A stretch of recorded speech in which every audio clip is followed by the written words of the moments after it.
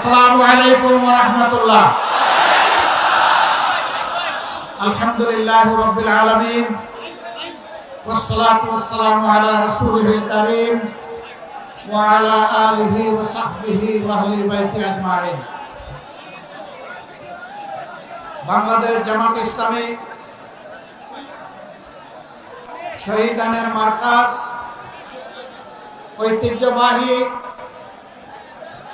সাতক্ষীরা জেলা শাখা আয়োজিত আজকের এই কর্মী সম্মেলনের সম্মানিত সভাপতি, সম্মানিত জেলা আমির, উপস্থিত বিশেষ অতিথিবৃন্দ, বাংলাদেশ জামাতে ইসলামীর নির্বাহী পরিষদের অন্যতম সদস্য, সাতক্ষীরা মাটি ও মানুষের প্রিয়জন জনাব অধ্যক্ষ ইজ্জতুল্লাহ, অন্যতম সদস্য নির্বাহী পরিষদের জনাব মোবারক হোসাইন,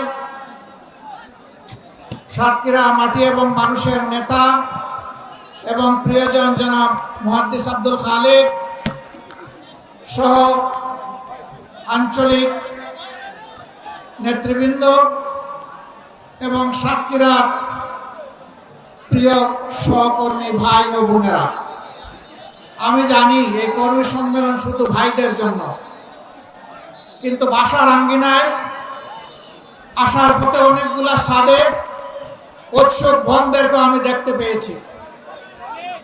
আজকে তাদেরকে আমরা মাহরুম করেছি বলে দুঃখিত। আগামীতে তাদের জন্য কোনো আয়োজন করা হবে বলে আমি প্রত্যাশা রাখি ইনশাআল্লাহ। আপনারা সবাই কেমন আছেন? আল্লাহ রাব্বুল আলামিন ইজ্জতের সাথে আপনাদেরকে ভালো রাখুন। এই মাটিকে আমরা খুব ভালোবাসি। কোরআনের পক্ষে কথা বলতে গিয়ে, আল্লাহর দ্বীনের পক্ষে কথা বলতে গিয়ে, মুসলিম নেতৃবৃন্দের পক্ষে কথা বলতে গিয়ে বাংলাদেশের কোন জেলা এত বেশি জীবন এবং রক্ত উপহার দেয়নি।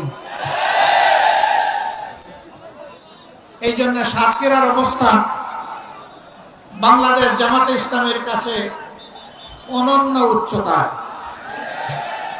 আল্লাহ তাআলার দরবারে দোয়া করি, আল্লাহ তাআলা ক্রমাগত ভাবে যেন এই জেলার মর্যাদা বৃদ্ধি করে দেন। সম্মানিত ভাই ও বোনেরা, বাংলাদেশ আমাদের প্রিয় জন্মভূমি। আল্লাহ তাআলার বড়ই মেহেরবানি, দুনিয়ার খুব কম জায়গায় এরকম সুজলা সুফলা শ্যামল দেশ মানুষ পেয়ে থাকে। আমরা এমন একটি দেশ পেয়েছি, মাটির উপরে অফুরন্ত সম্পদ, মাটির গর্ভে অফুরন্ত সম্পদ, সমুদ্রের গর্ভে অফুরন্ত সম্পদ। আমাদের এই সম্পদগুলো জনগণের উপকারে আসছে না। যারা জনগণের ত্রাতা হয়ে কর্তা হয়ে বিভিন্ন সময় দেশ শাসন করেছেন, জনগণের সম্পদ সুকৌশলে চুরি করে তারা তাদের পকেটে ঢুকিয়েছে।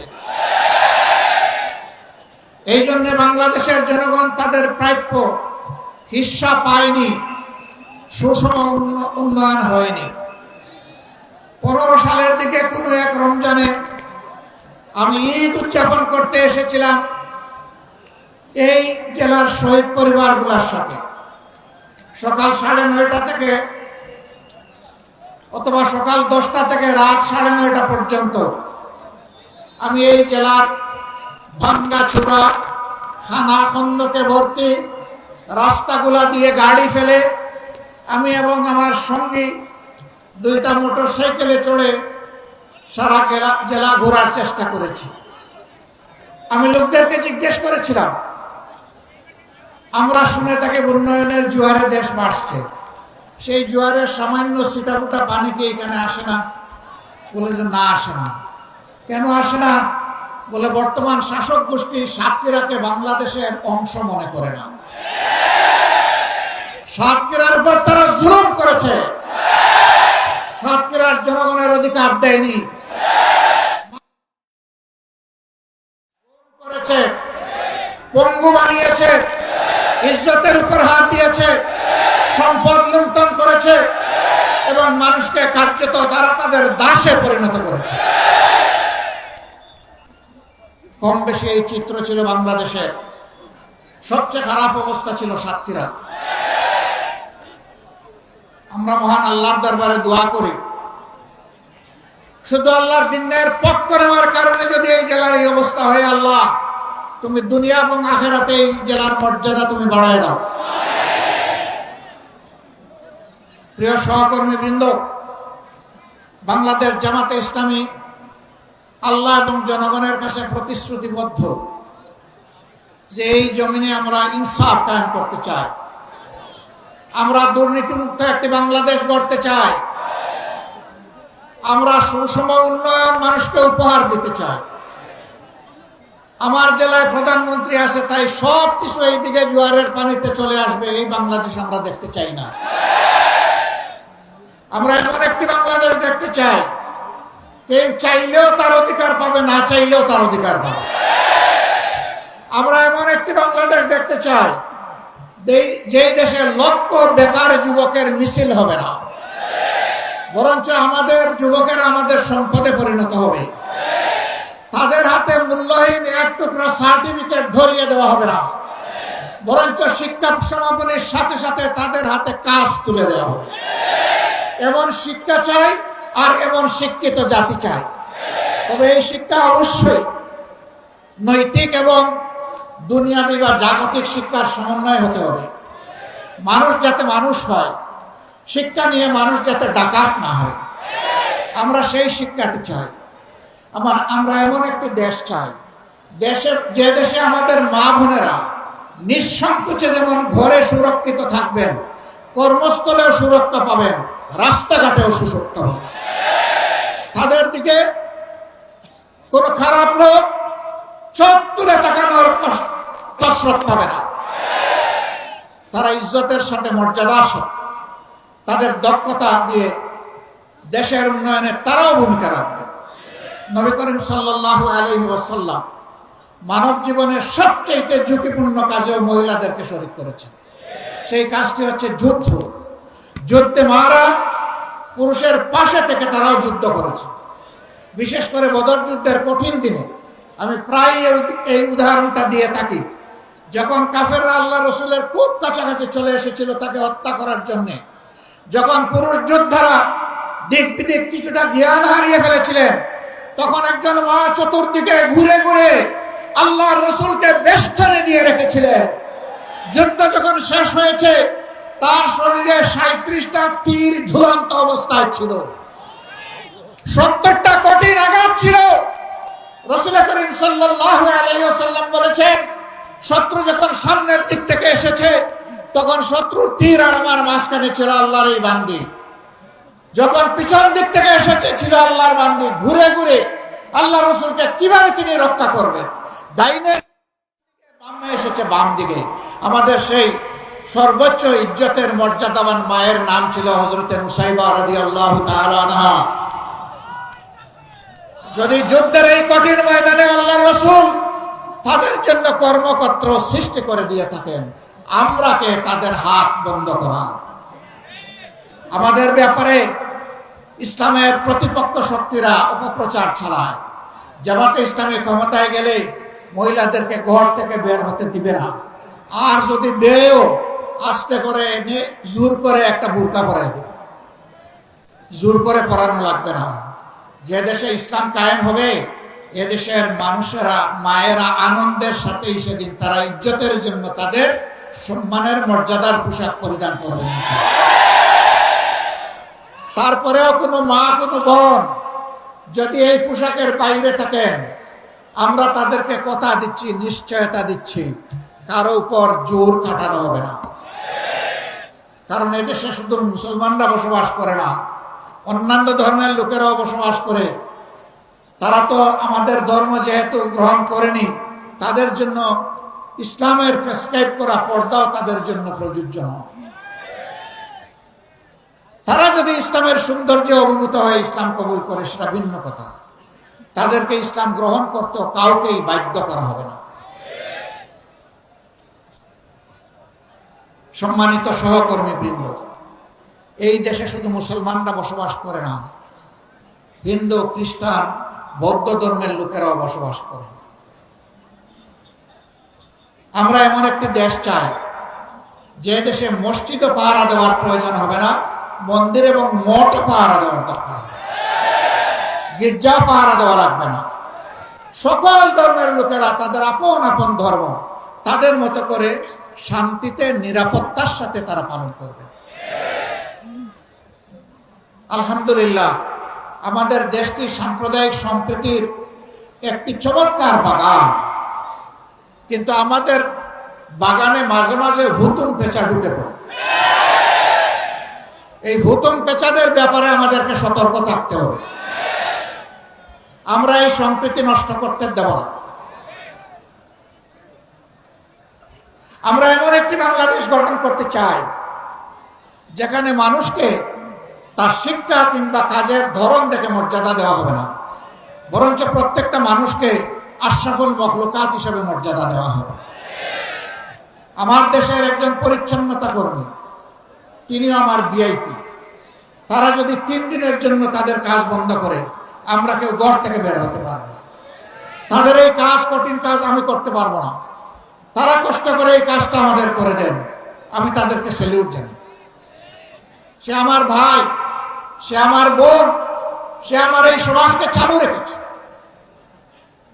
যে ভাইটি আমার রিক্সা চালিয়ে জীবন নির্বাহ করে, ও রিক্সা না চালাইলে আমি আমার কর্মস্থলে যেতে পারবো না, আমি তাকে স্যালিউট জানাই। আমি দেখবো না তিনি রিক্সাওয়ালা, আমি এটাও দেখবো না তিনি একজন অতি সাধারণ কম শিক্ষিত মানুষ, আমি তাকে তার কাজের মর্যাদা দেব।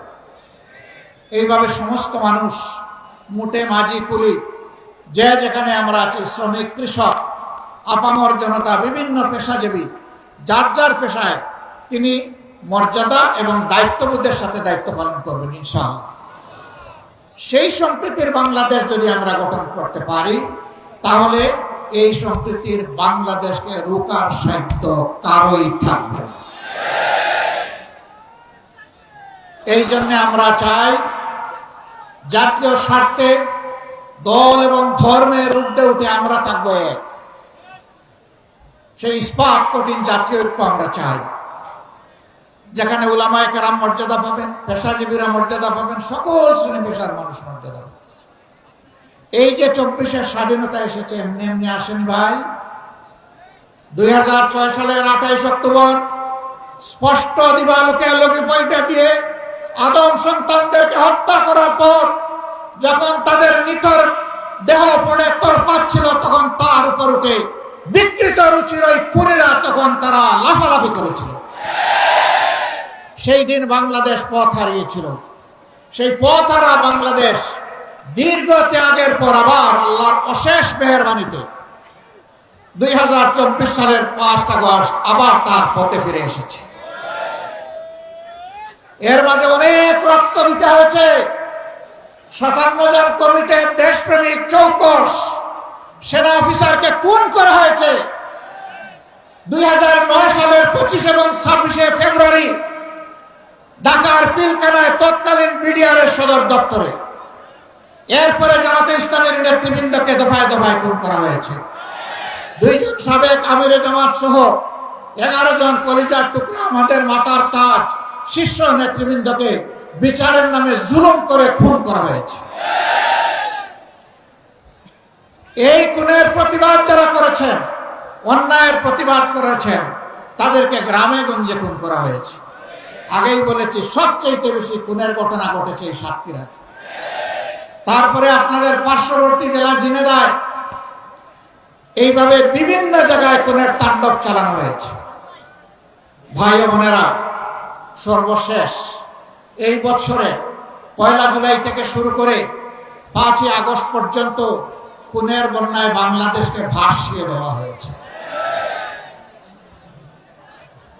বৈষম্য বিরোধী ছাত্র জনতা রাস্তায় নেমে এসেছিল। তাদের হাতে কোনো আগ্নেয়াস্ত্র ছিল না, এমনকি তাদের হাতে কোনো ইটপাটকেলও ছিল না। তারা শান্তিপূর্ণভাবে দাবি আদায়ের জন্য রাস্তায় নেমেছিল। কোটার সংস্কারের জন্য, কোটা বাতিলের জন্য নয়। তারা বলেছিল যৌক্তিক কোটা দেন, আমাদের আপত্তি নাই, কিন্তু কোটার নামে জাতির সাথে মেধার সাথে তামসা করবেন, তা আমরা মানব না।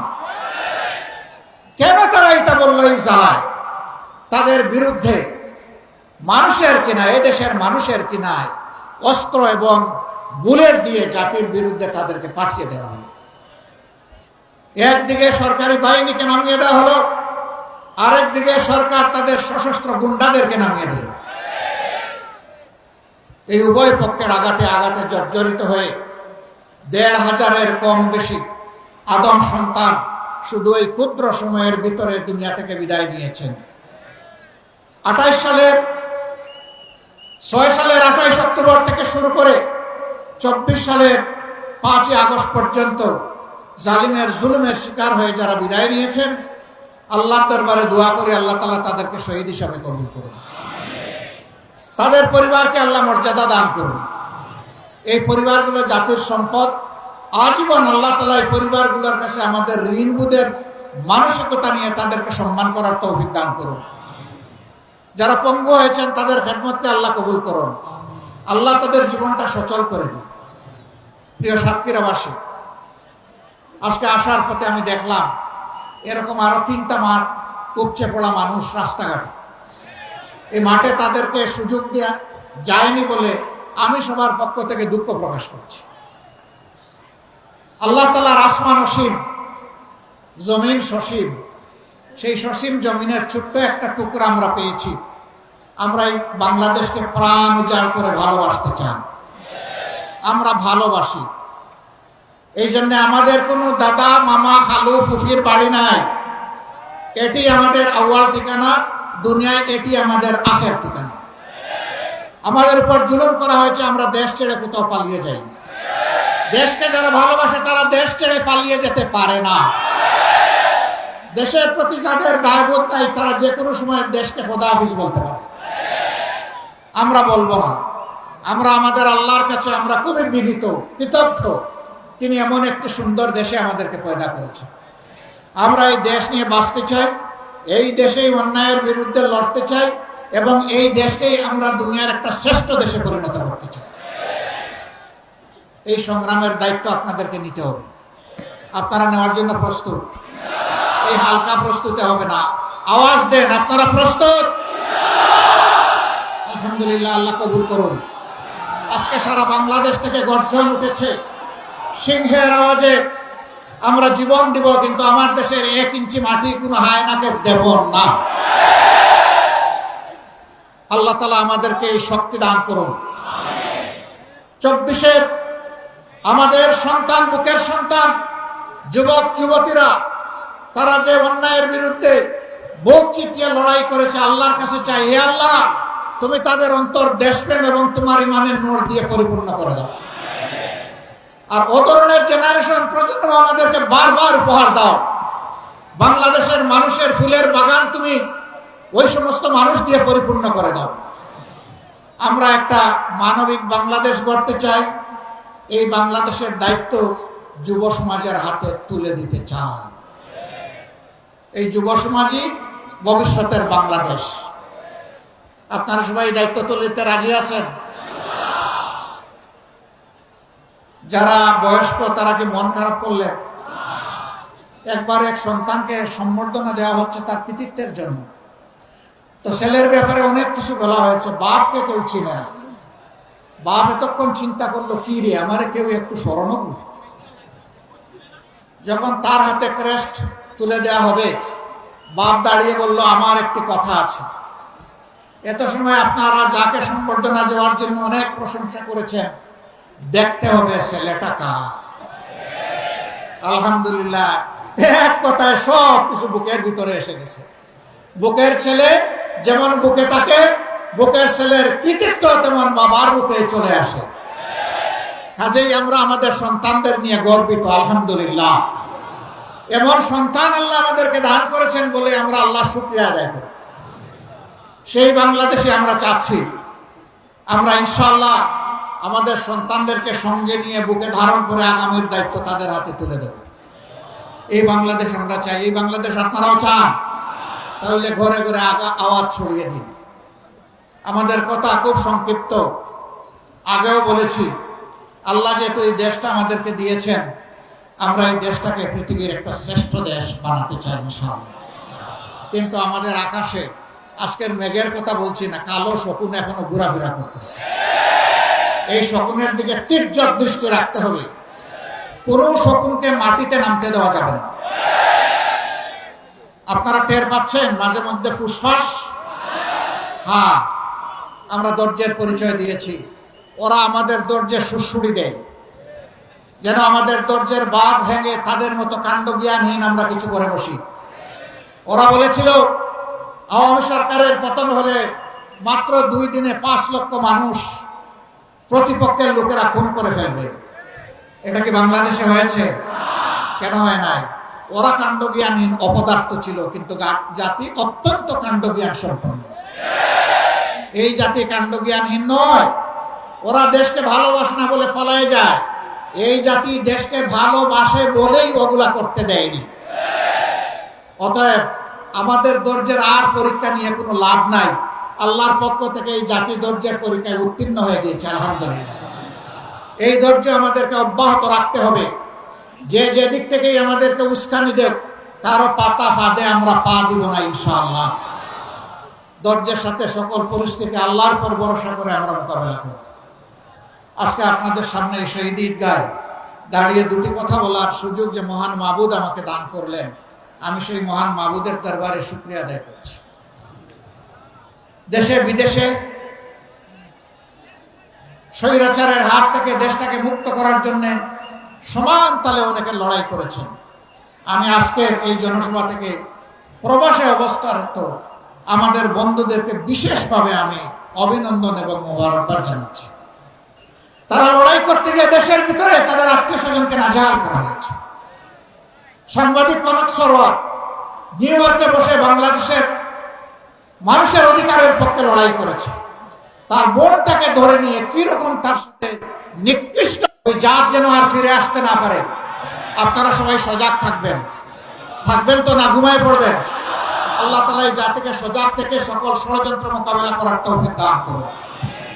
প্রিয় বাংলাদেশকে আল্লাহ তাআলা কবুল করুন।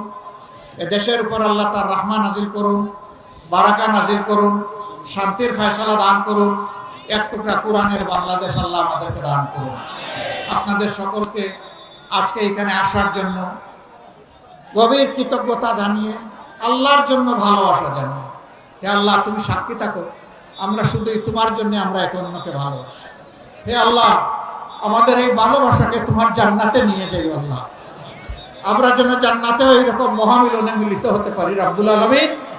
আল্লাহ তুমি আমাদের দেশটাকে একটা শান্তির দেশে পরিণত করে দাও। সবাইকে ধন্যবাদ। সাংবাদিক বন্ধুরা কষ্ট করে এসেছেন, আমাদের কথাগুলো আপনারা মেহেরবানি করে জাতি এবং আন্তর্জাতিক মহলে পৌঁছে দেবেন।